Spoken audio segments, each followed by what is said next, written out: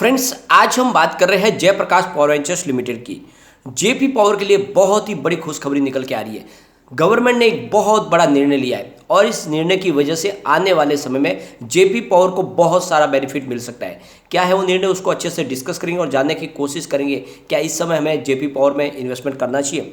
वैसे तो निचले लेवल से जेपी पावर काफ़ी ज़्यादा करेक्ट होकर ऊपर की तरफ बढ़ने के लिए तैयार हो चुका है और अब जेपी पावर में तेजी की संभावना भी बन रही है। यहाँ पे बहुत सारी बड़ी डील हो रही है जिसके माध्यम से खरीदारी भी हो रही है और कुछ यहाँ पे बड़ी बिकवाली भी है।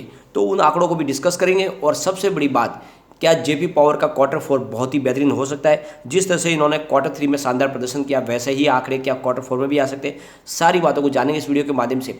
और बाजार की क्या संभावना बन रही है, क्या बाजार में अभी भी गिरावट का दौर जारी रहेगा या फिर तेजी आ सकती है। जिस तरह से आज का वातावरण बन रहा है, कभी बाजार निगेटिव हो रहा था, कभी पॉजिटिव हो रहा है, किसी को भी कुछ डायरेक्शन पता नहीं चल रहा है। तो ऐसे में क्या हमें जेपी पावर में इन्वेस्टमेंट नया करना चाहिए या फिर जो हमारा इन्वेस्टमेंट है उसको रखना चाहिए या फिर इसमें से निकल जाना चाहिए।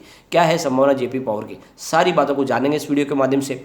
लेकिन फ्रेंड, उससे पहले अगर आप पहली बार हमारे चैनल पे आए तो चैनल को सब्सक्राइब कर दीजिए, एक बेल आइकॉन दबा दीजिए ताकि जब भी नया वीडियो बने पहला नोटिफिकेशन आपको मिले। वीडियो पसंद आए तो लाइक शेयर जरूर कीजिए। चलो फ्रेंड्स, वीडियो स्टार्ट करते हैं। मैं हूं आपका दोस्त एस.बी. दवे और हमारे अपने चैनल ऑनलाइन कमाई में आपका बहुत बहुत स्वागत है। सबसे पहले आज के कारोबार को डिस्कस कर लेते हैं और फिर उसके बाद में आगे संभावना तलाशेंगे हम। फ्रेंड्स, अभी लगभग 2 बजे के आसपास का टाइम है। अभी 7.25% का अपर सर्किट लग गया, काफ़ी ज़्यादा तेज़ी बनी हुई है। लेकिन क्या ये तेज़ी ऐसे ही जारी रहने वाली है या फिर यहाँ से गिरावट होगी, तो आगे पॉजिटिव संभावना बन रही है। इसके पीछे वजह है गवर्नमेंट की तरफ से लिया गया बहुत बड़ा निर्णय। जैसे कि आपको पता ही होगा, पिछले कई दिनों से बहुत ही तेज़ी से कोल की शॉर्टेज होती जा रही है और कोल कम होते जा रहा है और उसकी वजह से इलेक्ट्रिसिटी बनाने में बहुत ज़्यादा प्रॉब्लम्स आ रही है। जो coal based thermal power plant की कंपनियां, उनको भी बहुत तकलीफ हो रही है क्योंकि उनको कोल नहीं मिल पा रहा है। और सबसे बड़ी बात है कि बहुत सारी जो थर्मल पावर प्लांट है वो इस समय फंड की वजह से भी जूझ रही है, उनके पास पूरा सफिशिएंट फंड नहीं है और इस वजह से वो नया कोल भी नहीं खरीद पा रहे।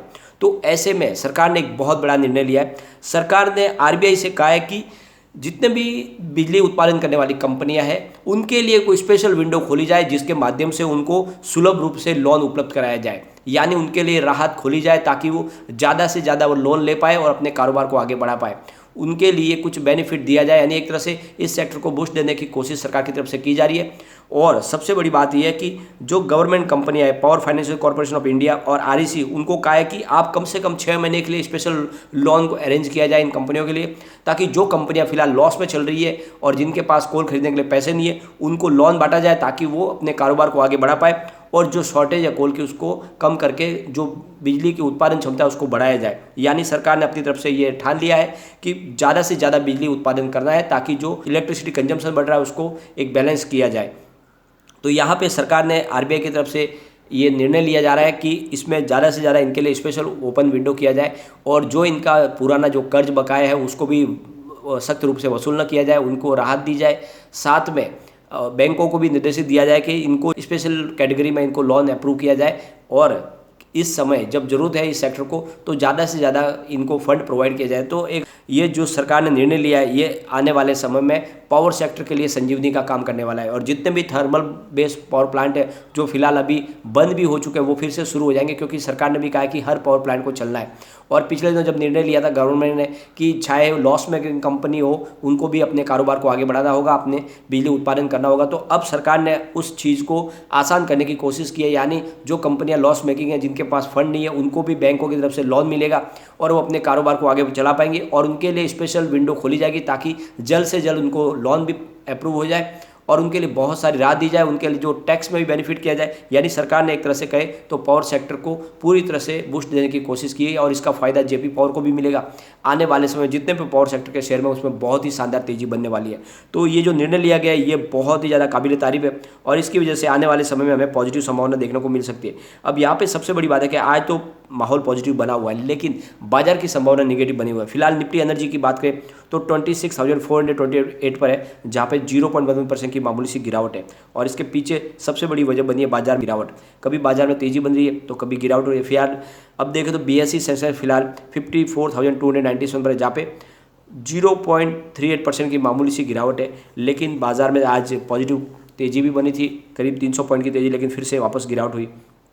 अब जेपी पावर की बात करें तो 3.30 इसका 52 वीक का लो है और 11 इसका 50 रुपये का है फिलहाल स्टॉक 7.25 पर है। इसके वॉल्यूम को अगर हम देखें तो अभी जैसे बाजार शुरू है 2-2:30 बजे का टाइम है, BSE में 2,55,08,000 का वॉल्यूम हो चुका है। सामने 1,06,54,000 की डिलीवरी उठाई गई है। डिलीवरी का परसेंटेज 41.77% है। बात अगर NSE की करें तो 1,85,89,000 का वॉल्यूम हुआ है। सामने 1,16,11,000 की डिलीवरी उठाई गई है। डिलीवरी का परसेंटेज 62.46% है। तो दोनों एक्सचेंज में बहुत भारी क्वांटिटी में कामकाज हो रहा है और ज़्यादा डिलीवरी बेस्ड काम हो रहा है। यहाँ पे आप देखोगे तो अपर सर्किट लग चुका है, लेकिन उसके बावजूद भी यहाँ पे 1,37 लाख बायर खड़े हैं। इसका मतलब सर्किट खुलने की फिलहाल संभावना नहीं है। वॉल्यूम को देखें तो सर्किट के बावजूद भी आज जबरदस्त वॉल्यूम हुआ है। पिछले 1 महीने पहले इसका 5 करोड़ रुपीज़ का वॉल्यूम था, 1 वीक पहले 4 करोड़ रुपीज़ का वॉल्यूम हुआ था और कल इसका 2 करोड़ रुपीज़ का वॉल्यूम था। आज अभी 2 बजे के आसपास सर्किट के बावजूद भी 4 करोड़ रुपीज़ का वॉल्यूम हो चुका है और इसके पीछे वजह है बड़े फंड हाउस की काफ़ी अच्छी खरीदारी। यहाँ पे आप देखोगे तो जो इलेक्ट्रिसिटी कंजम्पशन वो लगातार बढ़ रहा है। ये जो इस बार आप देखोगे तो नेशनल लेवल पर जो इलेक्ट्रिसिटी जो सप्लाई डिमांड है वो 201.06 गीगावाट पर पहुंच गई अप्रैल महीने में, यानी बहुत ही ज़बरदस्त लगातार डिमांड बढ़ रही है और उसके पीछे है गर्मी का सीज़न और इस वजह से लगातार आप देखोगे तो बिजली का उत्पादन जितना है वो कम हो रहा है क्योंकि इलेक्ट्रिसिटी डिमांड बढ़ रही है और ऐसे में अभी पूरा करना सरकार के लिए भी बहुत बड़ी टेढ़ी खीर हो चुकी है और इसके लिए सरकार अपनी तरफ से पूरी कोशिश कर रही है। यहाँ पे आज बहुत बड़ी बड़ी डील भी हुई है, काफ़ी दिन के बाद बड़ी डील शुरू हुई है। अब यहाँ पे जयप्रकाश पावर वेंचर्स की बात करें तो ये 1994 में बनी हुई स्मॉल कैप कंपनी है जिसका मार्केट कैप 4,968.76 करोड़ रुपीज़ का है। कंपनी पावर सेक्टर में कारोबार करती है। अब यहाँ पे अगर आप देखोगे तो Q3 का रिजल्ट इन्होंने बहुत ही बेहतरीन पेश किया था। टोटल इनकम इनकी 1,452 करोड़ रुपीज़ निकल कर आई थी जो 53.18% ज़्यादा है पिछले क्वार्टर से यानी Q2 से। Q2 में इनकी टोटल इनकम 948.48 करोड़ रुपीज़ थी और जो 46.16% ज़्यादा है पिछले साल सेम क्वार्टर से। पिछले साल सेम क्वार्टर में इनकी टोटल इनकम 993.98 करोड़ रुपीज़ थी और कंपनी ने net profit after tax 106.83 crore rupees का बताया। तो आप ईयर ऑन ईयर बेसिस पे देख लो या क्वार्टर ऑन क्वार्टर बेसिस पे देख लो तो कंपनी की इनकम लगातार बढ़ी है।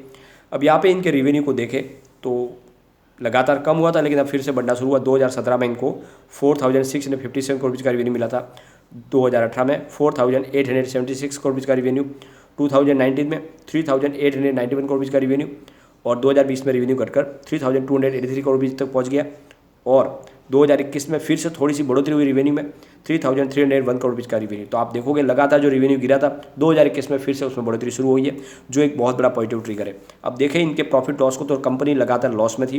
2017 में 1,294 करोड़ रुपीज़ का लॉस था, 2018 में 1,690 करोड़ रुपीज़ का लॉस, 2019 में लॉस में कमी आई 367 करोड़ रुपीज़ का लॉस, लेकिन 2020 में 2,214 करोड़ रुपीज़ का बड़ा लॉस हुआ। लेकिन 2021 में कंपनी आ गई प्रॉफिट में 215 करोड़ रुपीज़ का प्रॉफिट हुआ है और इसी वजह से कहता हूँ कि अब कंपनी आ चुकी है पटरी पे, बड़े लॉस से कंपनी प्रॉफिट में आई और इस बार Q4 मुझे लगता है और भी बेहतरीन रह सकता है।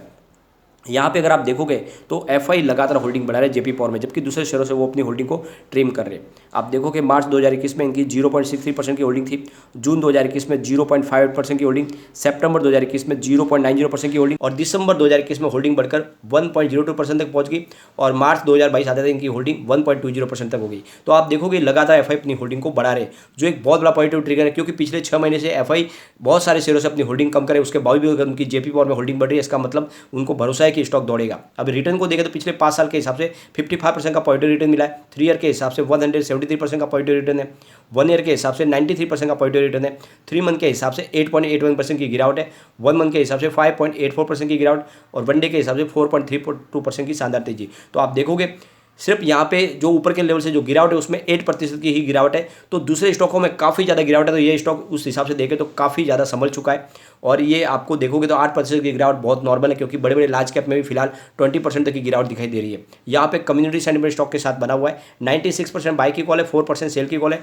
लोगों का रुझान स्टॉक की तरफ बना हुआ है। अब यहाँ पे अगर भयंकर गिरावट होती है तो स्टॉक कहाँ तक जा सकता है और तेजी में कहाँ तक जा सकता है, तो और गिरावट होती है बाजार में लगातार तो 6.58 का फर्स्ट सपोर्ट है, ये सपोर्ट टूट गया तो 5.77 तक स्टॉक जाएगा और बड़ी भयंकर गिरावट हुई तो फिर 4.83 भी जा सकता है। ये तभी संभव है जब बाजार में 3-4 हज़ार 5,000 पॉइंट की बड़ी गिरावट हो, लेकिन अगर पॉजिटिव माहौल बना तो 8.33 का फर्स्ट रेजिस्टेंस है, इसको ब्रेक कर लिया फिर 9.2 से उनकी प्राइस देखने को मिलेगी और स्टॉक वहाँ तक पहुँच गया फिर 10.08 तक भी जा सकता है। मतलब बिल्कुल आप देखो 2 डिजिट में स्टॉक जाएगा, और जिस तरह से सरकार ने राहत के द्वार खोले बिल्कुल ये स्टॉक तेजी से जा सकता है। लेकिन एक बात का ध्यान रखें, जिसका लॉन्ग टर्म का नजरिया वही निवेश करे, शॉर्ट टर्म वाले बाजार से दूर रहे, क्योंकि अभी भी निगेटिव संभावना बनी हुई। जिस तरह से कल शानदार तेजी थी, आज बाजार फिर से दबाव में आ रहा है, तो आपको इस समय शॉर्ट टर्म इन्वेस्टमेंट बिल्कुल नहीं करना चाहिए। लेकिन फ्रेंड, कोई भी इन्वेस्टमेंट करने से पहले अपने फाइनेंशियल एडवाइजर से बारे ले ले या अपना खुद का रिसर्च करें, क्योंकि मैंने वीडियो आपके एजुकेशनल पर्पज के लिए ही बनाया। वीडियो पसंद आए तो लाइक शेयर जरूर कीजिए और चैनल को सब्सक्राइब कर दीजिए। Thank you friend.